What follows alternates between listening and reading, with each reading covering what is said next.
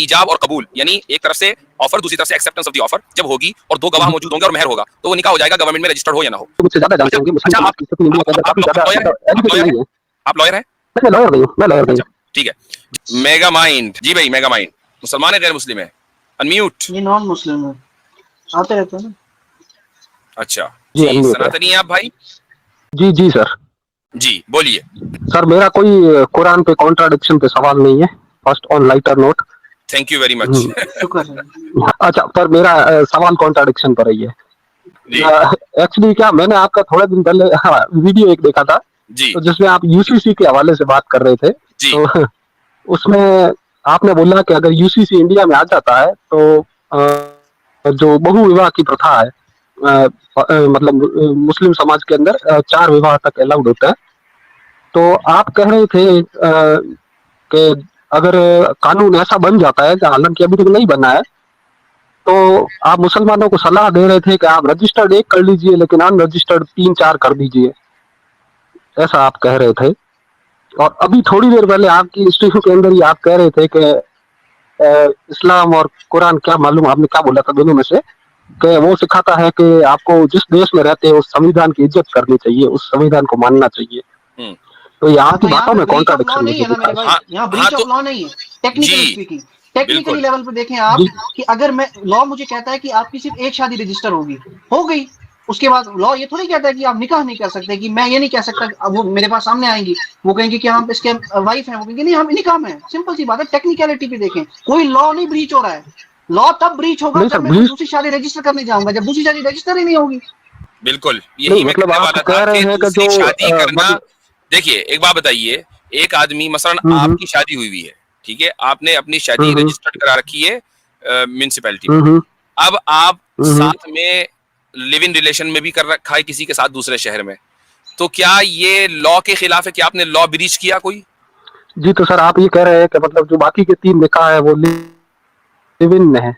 नहीं, मैंने आपको सिर्फ एक मिसाल दी है कि बीवी आपकी एक है रजिस्टर्ड, दूसरी से आप लिव इन के साथ रह रहे हैं, उसका भी खर्चा उठाते हैं, सब करते हैं, लेकिन ऑफिशियल नहीं, उसको लिव इन मान लिया, लिव इन रिलेशन।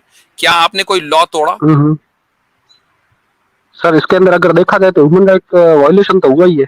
लॉ तोड़ा कि नहीं तोड़ा? बात लॉ की हो रही है, ह्यूमन राइट्स की। लॉ टूटा ना सर, लॉ टूटा ना। कौन सा लॉ है बताइए, बताइए कौन सा लॉ है जो इस चीज को प्रोहिबिट करता है, बताइए, रेफरेंस दीजिए उस लॉ का। मतलब आप कह रहे हैं कि जैसे कि एक आपकी अगर एक शादी हुई है और वो रजिस्टर्ड है और दूसरी किसी औरत से शादी के बगैर आप लिव इन रिलेशन किए हुए हैं और उसके साथ उसको भी घर दे रखा है आपने, तो मुझे बताइए कौन सा लॉ टूटा, उस लॉ का रेफरेंस दीजिए। नहीं तो मतलब ये ह्यूमन राइट वायलेशन हुआ कि नहीं हुआ? मैं पूछ रहा हूँ, मतलब कुछ भी हुआ, लॉ का ब्रीच हुआ या नहीं हुआ? अगर हुआ तो उस लॉ का रेफरेंस दीजिए। तो ये तो सर लॉ सीधा सीधा ब्रीच हुआ ना। आपने जैसे एक रजिस्टर्ड मैरिज की और आपने 3 मैरिज तो की है, लेकिन आप इनको देखिए मैं आपको समझाता हूँ कैसे नहीं हुआ। अभी जो है ना, according to Hindu marriage act, एक हिंदू जो है ना वो एक से ज्यादा शादी नहीं कर सकता। लेकिन अगर कोई हिंदू मिसाल के तौर पर मर्द है और उसकी एक और दूसरी बीवी जो है वो कोर्ट में केस कर देती है कि इसने मेरे साथ भी शादी की है और एक और औरत के साथ शादी की है, कोर्ट ये कहेगा कि सबूत तो लाओ ना कि कहाँ की है शादी, कहीं रजिस्टर की होगी, धोखे से की होगी। वो नहीं मानेगा निकाह के कॉन्ट्रैक्ट को। वो मिसाल के तौर पर कोई मुसलमान होगा, उनने इजाबु कबूल कर दिया दूसरी किसी लड़की के साथ, यानी कबूल है, और एक लड़की के साथ रजिस्टर्ड है। कोर्ट में अगर वो जाएंगे ना, कोर्ट कहेगा सबूत कहाँ है? जब रजिस्टर्ड ही नहीं है दूसरी शादी, तो दैट मींस कोई लॉ ब्रीच ही नहीं हुआ है, खत्म बात। अच्छा। एक सर एक चीज यहाँ पे आ जाती है, जैसे कि आपके तो निकाह रजिस्टर्ड होता है, मतलब आप लिखते हैं ना उसको निकाह को, तो वो तो मैंने मेरे दोस्तों के साथ देखी है। वो हमारा अपना पर्सनल रिकॉर्ड है, वो गवर्नमेंट रिकॉर्ड नहीं होता भाई, वो पर्सनल रिकॉर्ड होता है, गवर्नमेंट रिकॉर्ड नहीं होता। इतना जरूरी भी नहीं है, मैं समझ गया। जरूरी भी नहीं है। नहीं एक मिनट, अभी पर्सनल रिकॉर्ड है वो, लेकिन वो अभी मान्य है भारत के संविधान के हिसाब से मान्य है वो। हाँ तो नहीं लिखेंगे, अगर वो क्या मसला है? उसके बगैर भी निकाह हो जाता है। अच्छा में हो जाता है, वर्बली मतलब कोई लिखने की जरूरत नहीं है। हाँ हम नहीं लिखेंगे, क्या है, क्यों भाई? तो मतलब कुल मिला के ये तो कानून तो टूटा ना इसमें। आपने नहीं टूटा ना, तो 4 नहीं टूटा। कैसे टूटा? जब आप लिविंग रिलेशन के मजे उठा रहे हैं तब नहीं टूटा, तो ये कैसे टूटेगा? तो आप बोल दीजिए कि निकाह लिविंग रिलेशनशिप है। निकाह वो आप उसको लिविंग रिलेशन बोलते हैं, हमारे यहाँ ईजाब और कबूल यानी एक तरफ से ऑफर, दूसरी तरफ से एक्सेप्टेंस ऑफ द ऑफर, जब होगी और दो गवाह मौजूद होंगे और मेहर होगा तो वो निकाह हो जाएगा, गवर्नमेंट में रजिस्टर्ड हो या ना हो। तो अगर किसी को दूसरी शादी करनी है तो इस तरह कर सकता है। ये कोई नई चीज नहीं है, यूके, कनाडा, यूएसए, वहां पे ये चलता है, वहां पे यही करते हैं मुसलमान जो एक से ज्यादा शादी करते हैं। ये लिव इन जो दूसरी बात ये जो कह रहे हैं कि लिव इन है, शादी को आप लिव इन कर, हाँ हलाल लिव इन ही है, रहते नहीं है क्या साथ में? लिव इन का क्या मतलब है? साथ रहना तो रहते हैं, हलाल लिव इन है। हम हराम लिव इन के कायल नहीं हैं, हलाल लिव इन के कायल हैं। तो इजाबो कबूल के बाद जब वो लिव इन करते हैं तो बिल्कुल ठीक है, इसमें क्या है? तो कहाँ कह रहे हैं लिव इन, क्या दिक्कत है? चलो ठीक है सर, ये मान लिया मैंने आपकी बात। लेकिन अब इससे थोड़ा सा आगे बढ़ते हैं। हाँ, अब अगर जैसे कि कोई प्रॉब्लम हो जाती है मैरिज में, तो वो वुमन तो वो कोर्ट भी नहीं जा पाएगी अगर उसके साथ में अन्याय होगा तो ये तो दिक्कत आएगी ना फिर उस समय पे। कौन नहीं जा पाएगी? कोर्ट नहीं जा पाएगी ना, जो जैसे कि फर्स्ट बीवी है जिसका रजिस्टर्ड निकाह हो गया, दूसरी वाली, सेकंड वाली। हाँ तो उसको ये जब ये पता है कि मेरी शादी रजिस्टर्ड नहीं होगी तो वो अपने इस राइट को, कोर्ट के जाने के राइट को वेव कर दिया ना उसने। तो अगर आप अपने राइट को वेव कर दें तो क्या आपको ये हक है कि नहीं? लॉ आपको ये हक देता है कि आप अपने राइट को वेव कर दें। उस औरत ने अपने राइट को वेव कर दिया, अब क्या प्रॉब्लम है? इसके अंदर बहुत ज्यादा प्रॉब्लम है सर। जैसे कि मैं बताता हूँ, यानी मैं अपने राइट को वेव नहीं कर सकता? नहीं, आपको अगर पता ही नहीं हो राइट के बारे में तो नहीं पता है ना भाई, जब ही तो, अब एक बात सुनिए, जब ही तो उसने निकाह किया है और उसको पता है कि निकाह रजिस्टर्ड नहीं होगा। तो जब रजिस्टर्ड नहीं होगा तो ये ऑटोमेटिकली ये बात साबित हो गई कि अगर उसके साथ जुल्म हुआ तो वो कोर्ट नहीं जा सकती, क्योंकि निकाह हुकूमत की नजर में रजिस्टर्ड नहीं है। तो उसने कोर्ट जाने के अपने राइट को वेव कर दिया। कौन सा कानून है जो इस वेव करने को खिलाफ कानून के है? जी मैं बताता हूँ ना आपको, वही तो दिक्कत आ रही है। जैसे कि आप तो मुझसे ज्यादा जानते होंगे, मुस्लिम समाज की स्थिति इंडिया के अंदर काफी ज्यादा एजुकेशन नहीं है। आप लॉयर हैं? नहीं, मैं लॉयर नहीं हूँ, मैं लॉयर नहीं हूँ। ठीक है जी। तो अब मुस्लिम समाज में एजुकेशन नहीं है तो वो एजुकेशन का मसला हुआ ना, ये इस्लाम का मसला तो नहीं हुआ ना।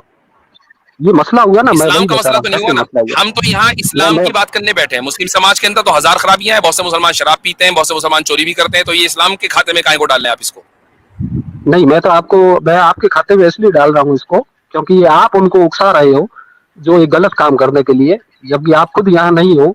और अगर उससे किसी को कोई गलत काम नहीं है, ये कोई गलत काम नहीं है। अगर मल्टीपल मैरिजेस गलत काम होती तो भाई सबसे पहले कृष्ण जी को पकड़िए, उन्होंने बहुत गलत काम किए हुए थे।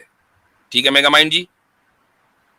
जी मैं तो सर आपकी बात कर रहा हूँ, कृष्ण भगवान की और उनकी बात तो मैं नहीं कर रहा हूँ, मैं आपकी और मेरी बात कर रहा हूँ। चूंकि जब आप ये कह रहे हैं कि मल्टीपल मैरिज करना गलत काम है, तो भाई मल्टीपल मैरिज तो कृष्ण जी की भी हुई थी, राम जी की। नहीं, मैं ये कह ही नहीं रहा हूँ, मैंने बिल्कुल नहीं कहा कि मल्टीपल मैरिज करना गलत है।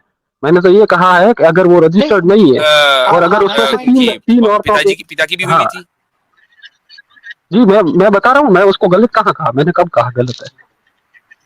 मैंने तो ये कहा है कि अगर कोई, मुझे पता है आपकी बात मुझे समझ आ गई। सर मेरा सवाल ही नहीं आया अभी तक। एक सेकंड, मैं मुझे बता रहा हूँ, आपकी जो आप कह रहे हैं वो नारी जो है वो तो बेचारी परेशान हो जाएगी क्योंकि वो कोर्ट नहीं जा सकती। लेकिन टेक्निकली स्पीकिंग अगर ऐसा होता भी है कि उस पर कोई जुल्म ज्यादती हो रही है, फिर यहाँ पे हमारे फतवे काउंसिल होते हैं, उलमा होते हैं, वो फिर प्रेशर डालते हैं मर्द पे कि यार इसको अपना हक दो।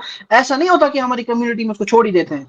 तो लेकिन वो मैंडेटरी तो फिर भी नहीं है ना सर, मेरी बात सुनिए। उसके पास में जो मर्द है उसके पास में कानून का बड़ा हथियार है एक, कि भाई मैंने इससे मैरिज ही नहीं की है, वो उसके हक मार दे, आप क्या कर लोगे? आपकी जितनी भी काउंसिल है वो उनका अगेंस्ट भी खड़ा हो सकता है एक आदमी। मुफ्ती साहब ने भी वही बोला, उन्होंने कहा ये तब गलत होगा अगर उसको ये पता नहीं होगा कि मैं कल को नहीं जा सकती हूँ।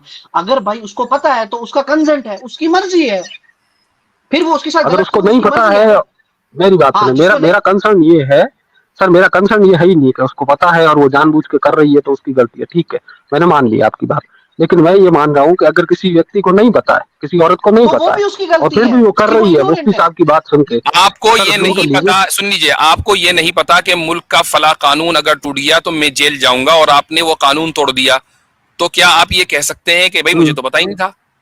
वो इग्नोरेंट आप है ना। मैं तो वही कह रहा हूँ ना, यही आपकी इग्नोरेंस हुई ना, ये आपकी इग्नोरेंस हुई ना। तो अब मुस्लिम समाज के, हर समाज के अंदर कुछ लोग पढ़े लिखे होते हैं, कुछ लोगों को पता होता है, कुछ लोगों को नहीं। हमने एक वैसे ही प्रिंसिपल बयान किया, सुन लीजिए मेरी बात, हमने एक ज़ाब्ता बयान किया है। अब मुस्लिम जब वो कानून अगर आ गया, वो जो यूसीसी वाली बात, तो मुस्लिम समाज को एजुकेट करने की जिम्मेदारी हमारी है, आपकी नहीं है, वो हम कर लेंगे। ठीक है?